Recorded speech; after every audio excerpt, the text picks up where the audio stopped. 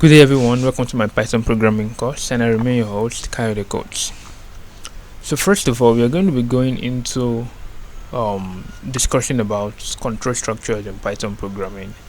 And under this course, we are going to be talking about a lot of things under Python programming, which are very essential for your foundational knowledge of Python programming. But first of all, before I dive in, let me talk about this IDE I'm using. This is called Replite. This is an online IDE that helps you to write and run your code in real life situation and real life time. Now, one of the good things about this integrated development environment, Replite, is that it actually helps you to write your code and run your codes directly in real life, right? So that means you can run your code directly without necessarily having to install any big software and doing all of the crazy things on your machine. So everything is cloud based. Big ups to Replite. Now, first of all, let's get into what we have for this course. We have to talk about the first aspect, which is called the if statement. Now, if statement is one of the things that we talk about in programming. And one thing about programming is that one thing I tell people about programming is that when it comes to programming, right, it's the basic understanding is literally the same thing for almost other kind of programming languages, especially object-oriented programming languages, right? But the syntax is what we come together to learn about, and other basic things that are maybe specific program language specifics. That's basically what we come around or come learn about, and that's why I tell people, Python is a very good place to start learning programming, and you can easily move from learning Python to learning other programming languages, because having understand the basic concept of programming itself, what you need left to do is just to go and understand the syntax of that particular programming language you want to work or you want to learn. Alright, now let's just dive into if statements. What are if statements? Basically, if statements are used to execute a block of code if a certain condition is true. The block of code, the basic syntax of an if statement is this. Let's get there. Then you have the if condition. The if condition here. I'm actually just I'm basically writing a pseudocode, and I'm not necessarily what the execution to the code to execute. Sorry, if condition is true. So this is basically the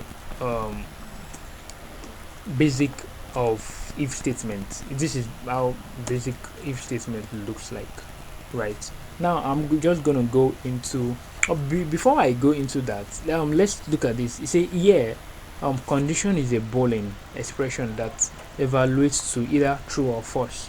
So it's important for you to understand that the condition attached to the if statement or attached to this is basically booleans, and of course we've talked about boolean to be either true or false, right? And it says if the condition is true, the code inside the if block is executed. If the condition is false, the code inside the if block is skipped.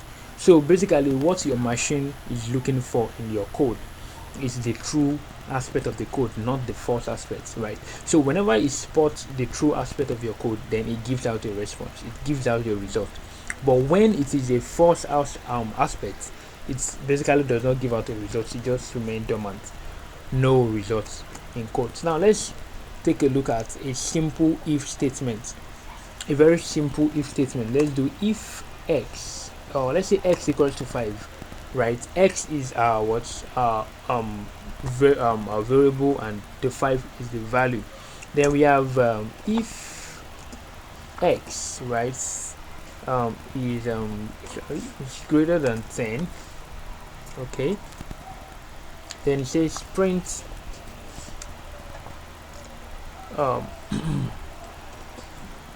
print x is greater than 10, right? You can see how simple this code looks like, but it can be very, very important to understand. Right, now we have the first line of code, line number 1. It talks about the value for x and x itself. So x is equal to 10.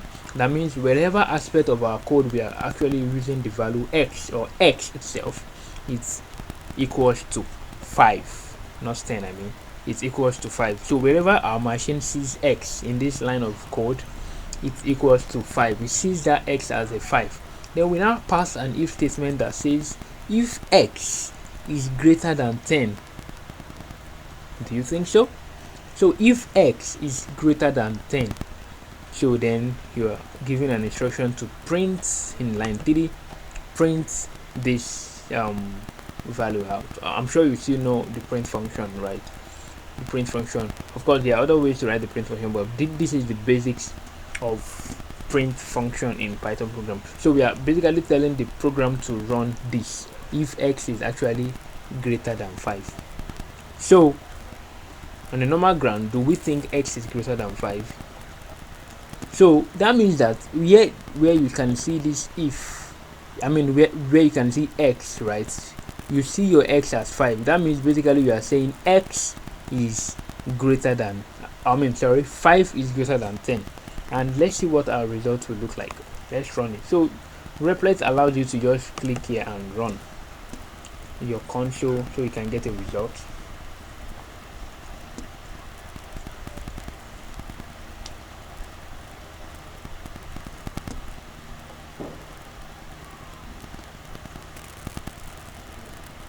So basically there is no result because it's an invalid statement, right? Because x is 5 and we are saying if x is greater than 10.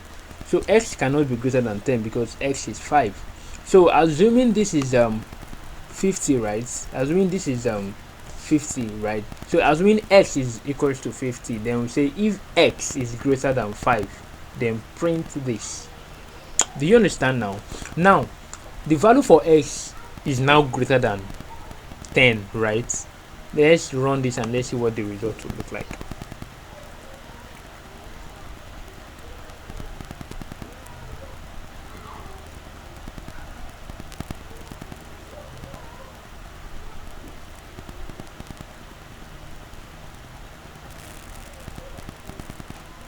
Right there we have the result to be what? X is greater than 10.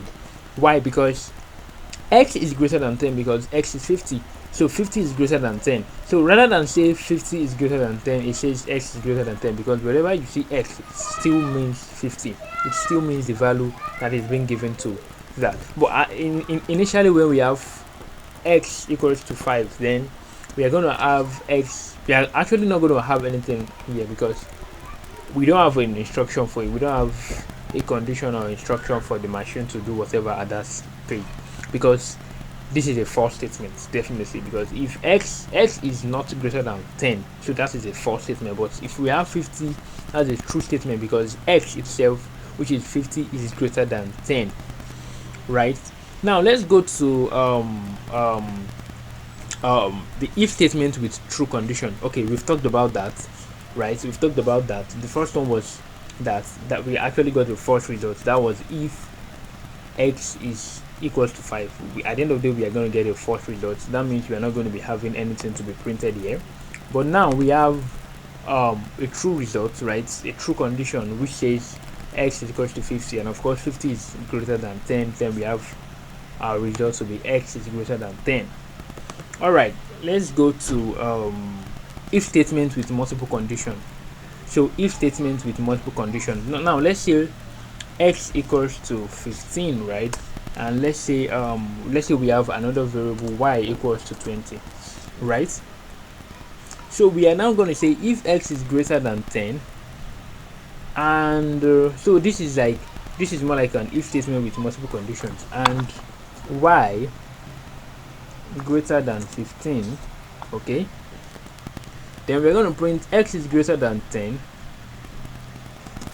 and y is greater than 15. So what we are doing here is called the if statement with multiple conditions. So we have two different what's it called here? We have two different variables here, right? So we have the first variable to be x equals to 15, right? Then we have the other one to be y equals to 20. Then we say if x is greater than 10. First of all, answer that in yourself. X greater than 10. If x is greater than 10, do you think x is greater than 10? So x, which is 15, greater than 10. That's a true statement, right? And y is greater than 20. Y is greater than 15, which of course is also a true statement. Then we're going to have this to be printed. Now 20 is greater than 15, so that means that this is also a true statement. So if we run this, we're going to have a result. So we have the true results, right? It says x is greater than 10 and y is greater than 15. That is very sweet, easy peasy. Now also it's important to know that if one of these is actually false, let's say this is 10, if one of these variable is a false variable, just one, not necessarily the two, just one of the two variables is false, then we are going to be having a false result, or true, irrespective of whether the first one is true or the second one is true and the first one is the first one. Regardless of that, we are just going to have a false result. So now if you're going to say if x is greater than 10, of course x is greater than 10, 15, and y is greater than 15, of course our y is not greater than 15 because we have 10. So let's run this and let's see what the result will look like. So that means that we do not have a result for this. We do not have a result for it because variable y has actually messed up the whole thing, because y is just 10 and the if statement says if y is greater than 15, y is not greater than 15 because y is just 10. So we are not going to be having a result here. Now going back to the first example, I'm just going to talk about something here. It says if in this example both condition x is greater than 10 and y is greater than 10 are true, so the code inside the block is executed and the message x is greater than 10 and y is greater than 15 is printed, just as we saw, right? This is the message we said we passed. I'm trying to run it again. So we have this, right? So that is that about that. Now let's quickly dive into if statements with nested conditions.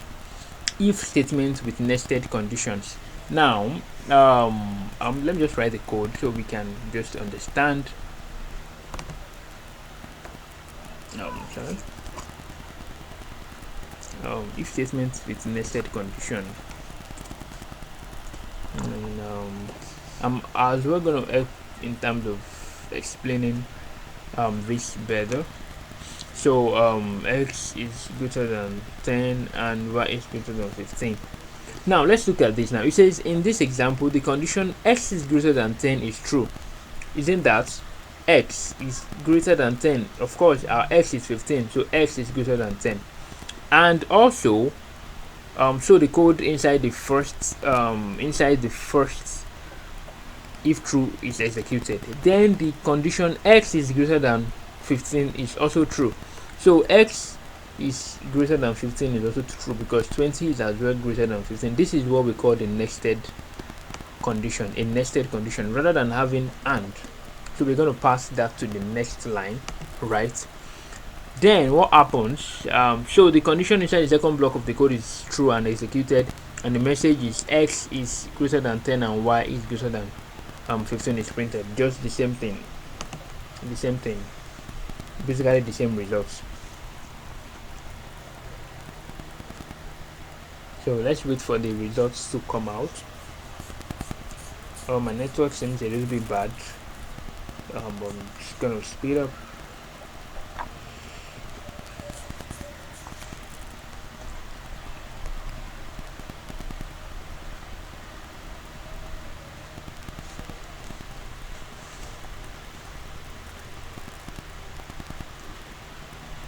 Oh, there's an error. Let's try to figure out the error. It says oh yep, there's an error. The error is noted already. So you can see now it's very important that you understand how Python programming works, right? Syntax is very, you need to understand the syntax of Python programming, and if you don't, please do well to make reference to my Python course that where we talked about syntax in Python programming. Now if you look at this is meant to be tapped, right, to be moved to at least one bar to the right hand side. So rather than having this as this, then we just tap it, then we can run this again. So indentation error is being displayed. Now we have our result. It says x is greater than 10 and y is greater than 10. So that means we still have the same result. Now let's talk about another important part of the if statement, which is the if statement with else clause. The if statement with the else clause. Now let's say x equals to 5, right? And let's take this out. X equals to 5. Then we say if x is greater than 10, okay, if x is greater than 10, print x is greater than 10, okay.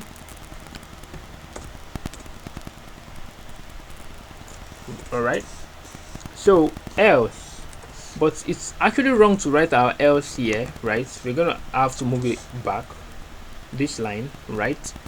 We're gonna have to move it back. And it's also important to understand the syntax of Python programming. Just as I said earlier, you have to put this here, then you now say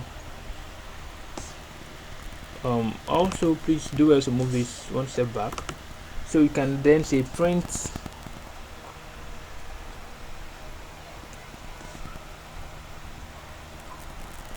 x is less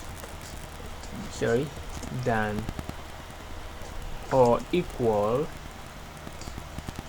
to 10. Now this is what we call if statement with else clause. So there's an else clause. This is the else clause. So here we are having two different conditions. The first condition is either it is true or it is false.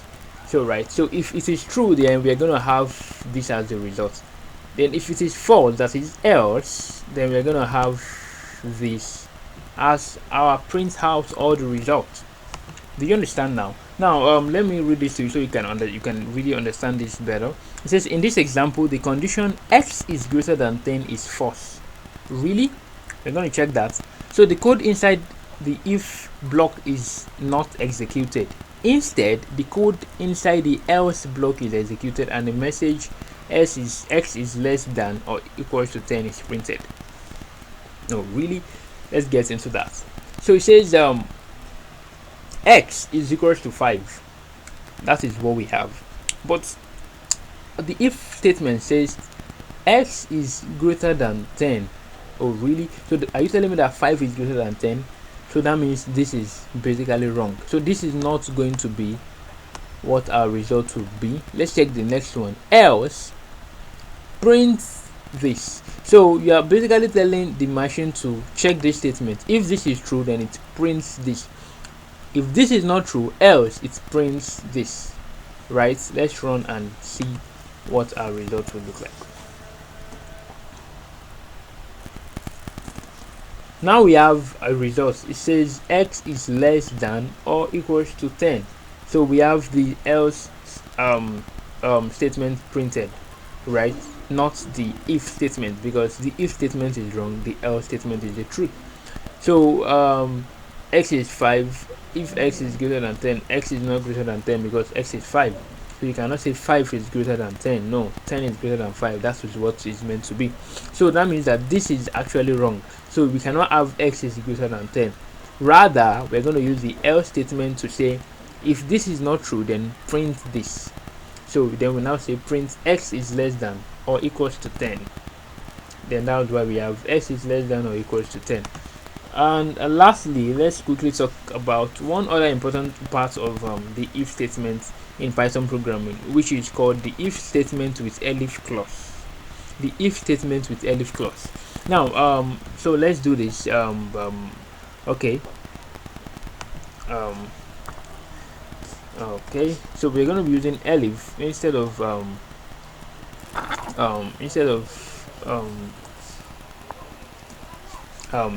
else. I mean, for the first, then we say x is equal, not less, x is equal to 10. Oh really? Then we can now have else, right? Else print x is less than sorry, not supposed to be 10, this is supposed to be a 5, because you're trying to figure this out. Okay, sorry, there's an error here. Let's do it properly. All right, now let's explain what this line of code means. It says in this example, the condition x is greater than 10 is false. First of all, we know that that's a false, right? Because x is just 5 is not greater than 10, so that's a false statement, right? Then the condition x equals is true, because x equals 5 is true. That is elif. This is what we call the elif statement, right? Elif statement x equals 5 is true, right? So basically, and of course you understand operators in programming, this means equals to, right? Equals to. So then else, if this is also not true, we are literally saying if this condition is also not true, then we are going to, the machine will then print the else condition, which says that x is less than 5. So let's run this and let's see what our results will look like. So let's run. So we have our answer to be x is equal to 5, which is what the elif statement. So it says x is equal to 5 because of course x is equal to 5, right? X is equal to 5. So we have this, but let's imagine our x is 3, right? What do you think the result will be? What do you think the result will look like? Please do well to drop the answer to this in the comments. I'm not going to run this. Do well to drop the answer to this aspect in the comment section. Thanks for watching this Python conditional statements, particularly the if statements. Do well to follow and join for other Python programming courses and understanding short courses like this. Thank you very much and do have a wonderful time. I remain your host, Sky the Coach.